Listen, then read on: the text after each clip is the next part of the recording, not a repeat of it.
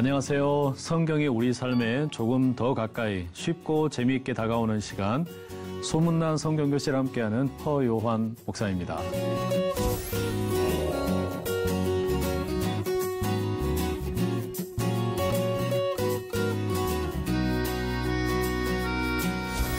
네, 시청자 여러분, 지난 시간에는 우리가 성령의 열매 11번째 시간으로 온유에 대한 내용을 함께 살펴보았죠.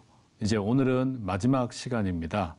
성령의 열매 가운데 오늘은 절제에 대한 내용을 여러분과 함께 나누도록 하겠습니다. 갈라디아서 5장 19절에서 23절 말씀 본문을 가지고요. 자아를 이기는 힘, 절제, 이런 제목으로 함께 좀 말씀을 정리해 보도록 하겠습니다.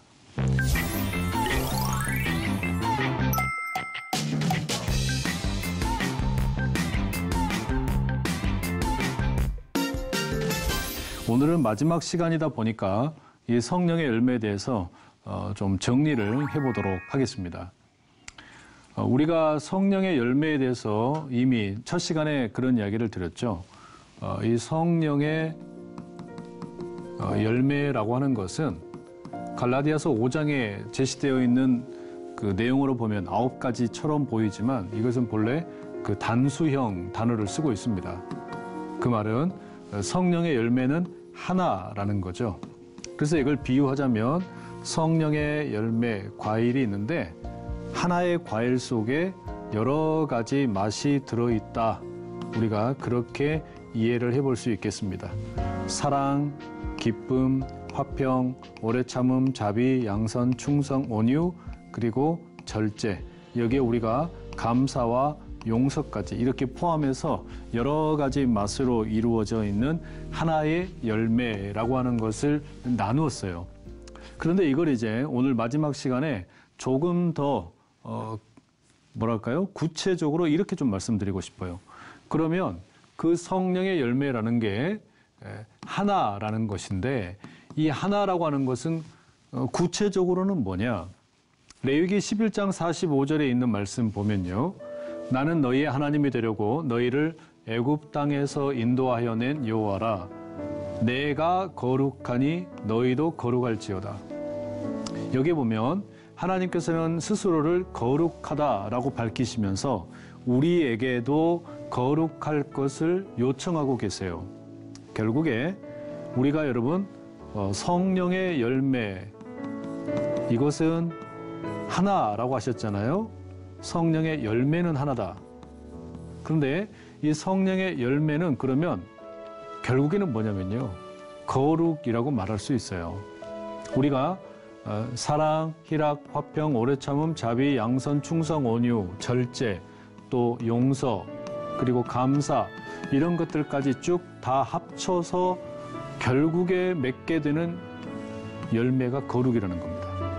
그러니까 우리는 여러분 사랑 없이 희락이 없고요. 희락 없이 화평이 없어요. 이 모든 것들이 다 한데 어우러져서 긴밀하게 연결된 가운데 우리가 맺어야 할 하나의 열매가 있다면 그게 곧 거룩이라는 겁니다. 저는 이걸 이제 결론적으로 마지막 시간에 말씀드리고 싶습니다. 또 하나, 우리가 여러분 이 성령의 열매와 관련해서 일찍이 살펴보았던 또 하나의 내용이 뭐였습니까? 이것은 하나님의 공유적 속성에 해당한다라고 하는 내용이었죠. 하나님에게는 공유적 속성과 함께 비공유적 속성이 있다라는 이야기를 드렸어요. 비공유적 속성이라고 하는 것은 하나님에게만 속하는 것. 그래서 무소부재 또는 영원하심, 이런 것은 하나님에게 속한 겁니다.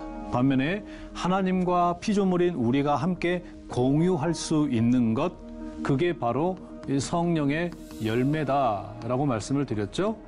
그래서 우리가 관심을 가져야 되는 것은 비공유적 속성이 아니라 이 공유적 속성인 성령의 열매, 이게 우리에게 임할 수 있도록 우리가 그걸 구해야 된단 말이죠. 때문에 우리가 여러분 사랑과 같은, 희락과 같은 오늘까지 계속 공부한 이 성령의 열매들은요, 그 원본은 하나님께 있고 우리는 그것을 부분적으로 가지게 되는 겁니다. 때문에 그 원본이 되시는 하나님의 성품을 우리가 지금껏 계속 공부를 해왔습니다. 그런데 이 절제라고 하는 것은 참 특이해요. 마지막에가 절제라고 하는 이 맛이 이제 언급이 되고 있는데 왜 특이한가 하면 오늘 우리가 함께 읽은 이 골로디아서 5장 19절 21절에 보면은요.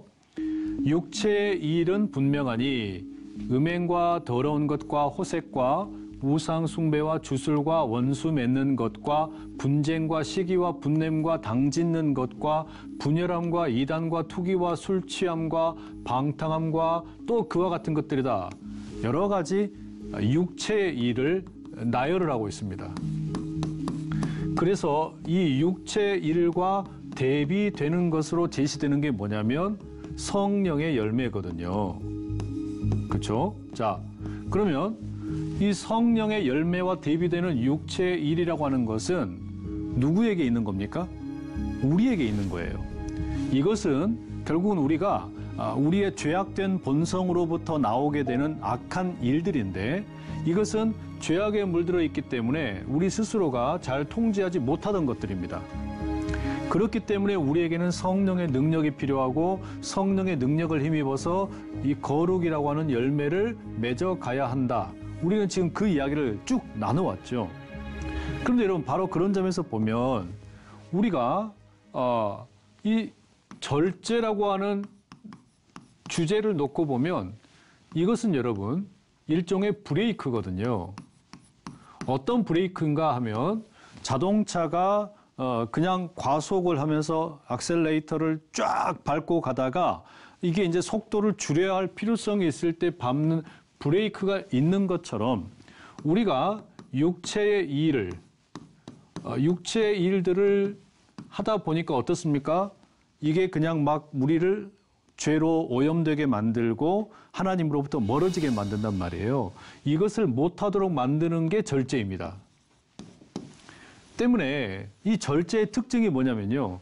절제는 하나님에게 있는 게 아니에요. 하나님에게는 절제라는 것이 없어요. 그 달리 말하면 하나님에게는 어둠이 없으시다라는 말이에요. 그렇기 때문에 브레이크가 필요 없어요. 그렇죠? 우리에게는 어둠이 있기 때문에 이 브레이크가 필요합니다. 우리에게는 죄된 본성이 있기 때문에 브레이크가 필요한 거예요. 이 브레이크가 절제라는 거죠. 때문에 이 12가지 우리가 주제를 다루는 가운데 맨 마지막에 언급되는 이 절제는 온전히 우리 인간에게만 속한 성품이다 말씀을 드릴 수 있습니다. 바로 그런 이유 때문에 여러분 우리가 절제를 공부할 때는 하나님의 기원, 하나님의 어떤 뭐랄까요? 원본 이런 걸 우리가 찾지 않습니다. 자, 그러면 성경에서 말하는 절제라는 게 뭐냐? 이 절제를 가리키는 헬라어가 에크라테이아라고 되어 있죠. 이 말은요, 두 개의 단어가 합쳐져 있습니다. 하나는 힘이라는 단어이고요. 또 하나는 우리 자신, 자아라는 뜻이 합쳐진 단어예요. 절제는 자아에 대해서 통제할 수 있는 힘이라고 간략하게 정의할 수 있습니다. 그래서 영어에서는 이거를 흔히 셀프 컨트롤이라고 번역을 하죠. 자기를 통제한다는 뜻입니다. 아리스토텔레스와 같은 고대 철학자는 이 절제를 대단히 높이 샀습니다. 자기 자신을 통제하는 걸 아주 중요한 인간의 덕목으로 봤는데 이런 말을 했어요. 니코마코스 윤리학에 보면 나는 적을 무찌르는 사람보다 자기 욕망을 극복한 사람이 더 용감하다고 생각한다. 왜냐? 자기를 이기는 것이 가장 어려운 승리이기 때문이다. 그렇죠. 이건 뭐 성경을 벗어나서 모든 인류의 어떤 그 가르침 가운데 중요한 그런 어떤 가르침이 아닌가 생각이 됩니다. 그러면서 아리스토텔레스가 뭐라고 이야기하냐면 이 절제라고 하는 것을 구체화시켜서 욕망과 원칙이 있을 때에 원칙을 따르는 것, 이게 절제라고 말하는 겁니다. 자, 이와 같은 절제에 대한 내용 우리가 살펴보는데요. 이 절제에 대한 내용들이 많은 예술 작품을 통해서도 또 그림이나 또는 조각품으로도 제시가 됩니다. 여기 여러분들에게 소개해드리는 이 작품은 조각상인데요. 이 조각상은 프랑스의 어느 교회에 있는 작품입니다. 이게 아마 연대가 1683년 즈음으로 알려져 있는데 이 그림에 이 조각상에 대한 작품 해설을 보니까 이렇게 되어 있더라고요. 여인의 모습인데요. 여기에 보시면 항아리가 하나 있고 또 여기에 보니까 또 다른 항아리가 하나 있죠. 이 발로 밟고 있는 항아리는 포도주입니다. 그리고 이 항아리는 이제 물을 담고 있습니다.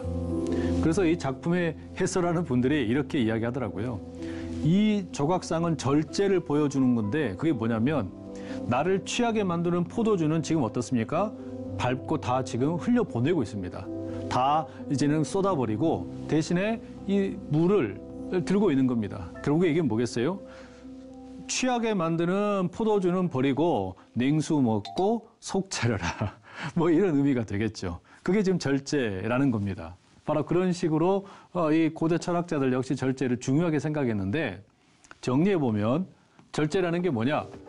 성령께서 죄의 영향 아래에서 통제되지 않던 인간의 본성 가운데 장착해 주신 브레이크다.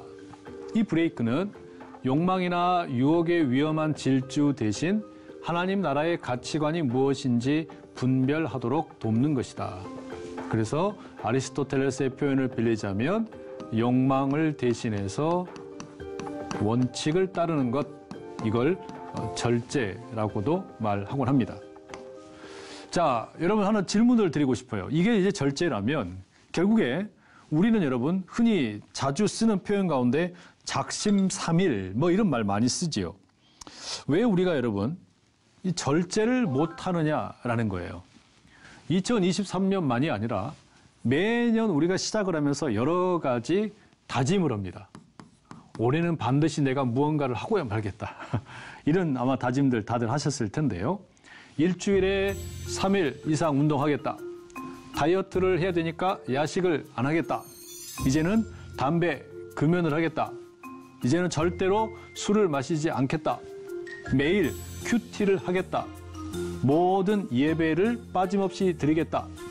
온전한 11조를 드리겠다. 뭐 이와 같은 어떤 다짐들 아마 각자 하셨을 텐데요. 우리가 이런 어떤 다짐들을 하고서 성공적으로 이루어내는 경우가 많지 않습니다. 실패하는 경우가 많아요. 작심삼일 되는 경우가 너무 많단 말이죠. 왜 그럴까요? 여러분 그 이유를 뭐라고 생각하세요? 왜 실패할까? 내가 왜 절제하지 못할까? 이 실패의 이유가 뭔가? 아주 흥미로운 강의를 하나 좀 소개해드리고 싶은데 댄 아리엘리라는 분이 테드 강연에서 했던 내용입니다. 이분이 어느 모임에서 모인 사람들에게 두 가지의 옵션을 제시했습니다.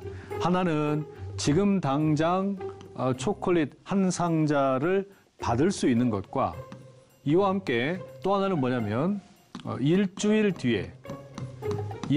후에 초콜릿 2상자. 자, 일주일 후에 2상자를 초콜릿 받을 수 있다. 또 하나는 지금 당장 초콜릿 한 상자를 받을 수 있다. 두 가지의 요청을 했습니다. 이 중에서 선택을 해보라고 한 거예요. 여러분 어떤 거 선택하시겠어요? 지금 당장 받을 수 있는 초콜릿 한 상자와 일주일 후에 받게 될 2상자가 있다면 어떤 것을 선택하겠나? 이 질문을 했었을 때 대부분의 사람들이요. 지금 당장 초콜릿 한 상자를 선택하더라는 겁니다. 결국에 여러분 이 강연에서 이 강연자가 하는 핵심은 뭐였냐면 절제라고 하는 것은 결국에는 시간의 문제다 이야기를 하더라고요. 어떤 시간이냐면 현재보다는 미래를 선택하는 게 아니라 미래 대신에 현재를 선택하는 거예요. 그러니까 미래에 주어지는 조건이 더 좋아도 현재에 누릴 수 있는 것을 더 움켜쥐겠다라는 겁니다. 결국에 이 이유 때문에 절제하지 못하는 경우가 많더라라는 거죠. 자, 여러분 그러니까 우리는 미래의 어떤 이익보다는 현재에 누리게 되는 것을 선택을 하게 되는 경우가 훨씬 많다는 겁니다. 앞서 여러분 육체의 일에 대해서 살펴보았잖아요. 갈라디아서 5장에 나오는 육체의 일. 여러 가지가 언급이 되는데 여기 나오는 이 육체의 일들의 결국의 공통점은 뭐냐면요. 당장, 지금, 현재, 바로 맛볼 수 있는 것들입니다. 바로 맛을 보고 뭔가 유익을 얻을 수 있는 것들이에요. 자, 예를 들어서 더러운 것, 음행, 호색, 우상숭배, 주술, 원수 맺는 것, 분쟁, 시기, 분냄, 당짓는 것, 뭐 이런 거 어떻습니까? 이건 여러분 모두가 다 지금 당장 효과가 주어지는 것들입니다. 시간이 그렇게 오래 걸리질 않는 것들이에요. 반면에 여러분 이와 달리 성령의 열매는 어떻습니까? 성령의 열매로 나열되었던 사랑부터 시작을 해서 사랑, 희락, 화평, 오래 참음, 자비, 양선, 충성, 온유에 이르기까지 그리고 중간에 우리가 추가했던 용서와 감사까지 여러분 이것들은 다 어때요? 사실은요 이건 시간이 걸려요. 시간이 걸리는 겁니다. 그래서 열매예요. 열매라고 하는 것은 당연히 나무가 그냥 만들어지는 게 아니죠. 씨앗이 자라서 싹이 나서 이제는 나무가 되고 꽃이 피고 그 다음에 열매가 맺혀지는데 시간이 걸리는 거예요. 그러니까 당장의 맛을 볼 수 있는 그런 어떤 효과 이걸 얻기 원해서 우리는 성령의 열매에 관심이 덜해진다는 겁니다. 그래서 절제는 시간의 문제, 미래의 유익보다는 현재를 택하는 거라는 말이죠. 자, 그러면 어떻게 절제할까? 이처럼 우리가 현재의 달콤함보다 미래에 주어질 이익을 선택을 하게 되는 그 방법이 뭘까? 말하자면 여러분, 육체의 일은 그 육체의 일 자체가 어떻습니까? 이 자체가 무언가 도덕적으로나 윤리적으로나 문제가 있지만 동시에 이것은 현재를 그냥 푹 빠져 살게 만든 거란 말이에요. 반면에 성령의 일, 성령의 열매는 우리에게 시간이 걸린다고 이야기합니다. 미래가 더 좋은 게 주어진다고 말을 한단 말이에요. 그래서 이 성령의 열매를 얻기 위해서는 마지막에 절제가 필요하다는 것을 우리에게 가르쳐주고 있는 건데 이를 위해서 어떻게 할 거냐? 이 댄 아리엘리가 강해나는 내용 가운데 두 가지를 제시합니다. 첫 번째가 뭐냐면 대리보상이라는 겁니다. 대리보상은 어떤 거냐면 이분이 자기 경험을 이야기하는데요. 이 강연자가 아주 독특한 C형 간염, 보균자라고 합니다. 치료를 하지 않으면 곧 죽을 수도 있는 그런 상황이라고 그래요. 그런데 이 C형 간염에서 벗어날 수 있는 유일한 길이 뭐였냐면 이분이 이제 신약 테스트를 참여를 해야만 했대요. 신약 테스트를 참여하는데 이게 기간이 1년 6개월입니다. 1년 6개월 동안을 이제 약을 먹어야 돼요.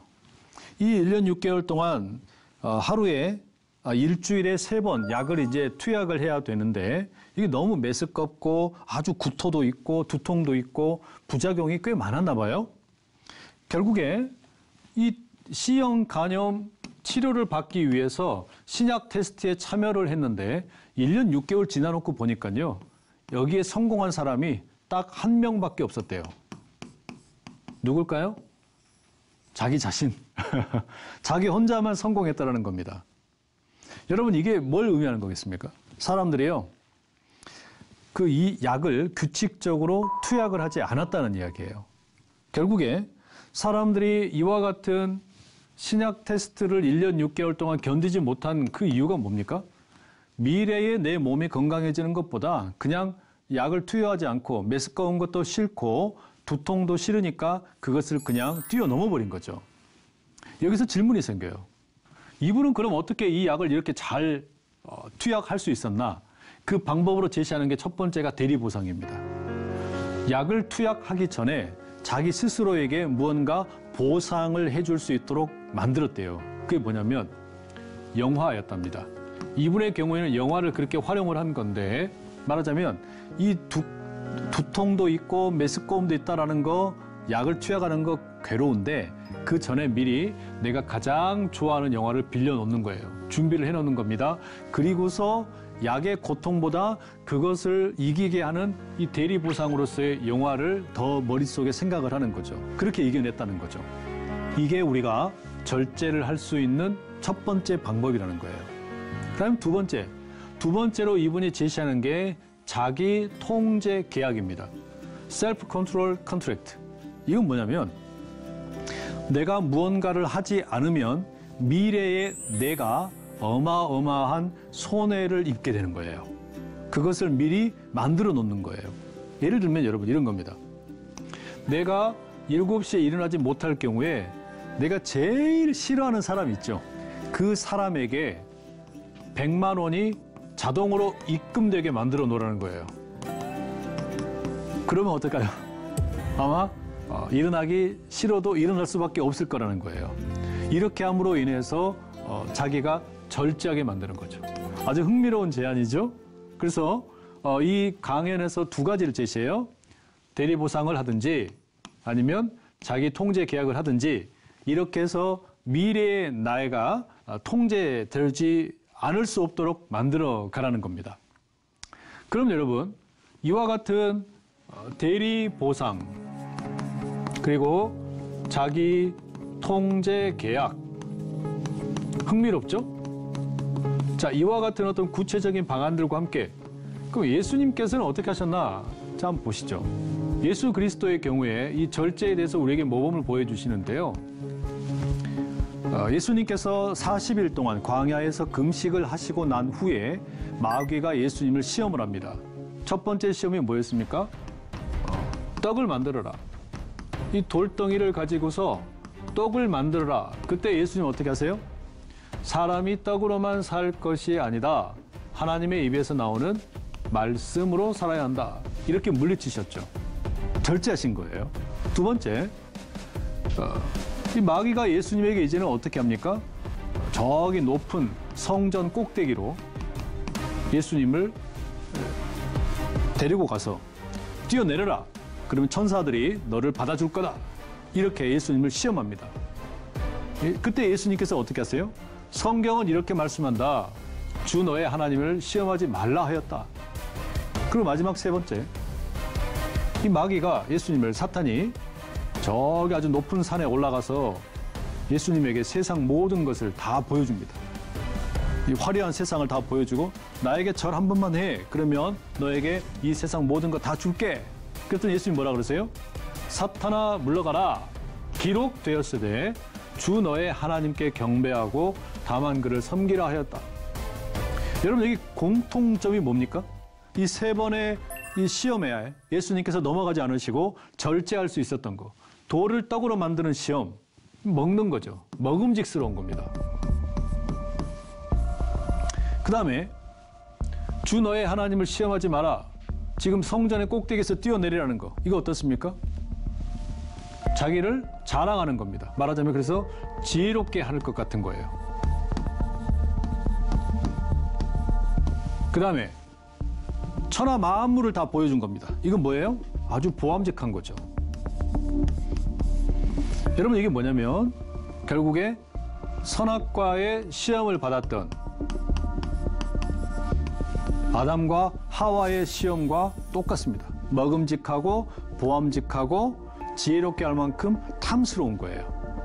그런데 아담과 하와는 이 선악과의 시험 앞에서 절제하지를 못했죠. 실패했어요. 왜냐? 이들은 자신들에게 주어졌던 말씀을 가볍게 여겼기 때문입니다. 동산 중앙에 있는 나무의 과일은 먹지 말아라. 먹으면 반드시 죽는다. 이걸 지키지 못한 거예요. 반면에 예수님은 어떻게 하십니까? 먹음직하고 보암직하고 지혜롭게 할 만큼 탐스러워 보이는 그 유혹들 앞에서 예수님은 말씀으로 이것을 이기신 거예요. 결국에 예수님께서 하시는 방법은 뭡니까? 이 말씀이에요. 예수님은 하나님의 말씀이 분명한 원칙이 되게 하신 겁니다. 그래서 유혹보다 말씀을 더 큰 원칙으로 삼으신 거죠. 그래서 시편 119편 105절 주의 말씀은 내 발의 등이고 내 길의 빛이다. 시편의 고백처럼 예수님은 그것을 몸소 보여주심으로 절제가 어떤 것인지를 우리에게 예를 들어 주시는 거죠. 여러분, 대리보상도 좋고 또 자기 통제 계약도 좋고, 그러나 가장 중요한 우리가 절제하는 삶을 살기 위해서 필요한 방법이 뭐냐? 우리의 말씀을 원칙으로 삼는 겁니다. 그리고 그 말씀으로 유혹을 이기고 욕망을 이기는 것, 바로 그게 우리에게 주어진 이를테면 가장 중요한 절제의 방법이라 할 수 있겠습니다. 여러분, 이렇게 해서 우리는 성령의 열매에 대해서 준비한 모든 수업을 이제 마치게 되었습니다. 사랑, 용서, 기쁨, 감사, 평화, 인내, 자비, 양선, 충성, 온유, 그리고 맨 마지막에 절제에 이르기까지 여러분 모두에게 유익한 시간이 되셨기를 바랍니다. 이 성령의 열매 시간을 통해 우리가 내가 거룩하니 너희들도 거룩하라. 그 거룩의 열매를 함께 맺어갈 수 있기를 간절히 축복합니다. 저는 여기서 인사드리겠습니다. 함께 해주셔서 감사합니다. 주님 안에 늘 행복하시기를 기도드립니다.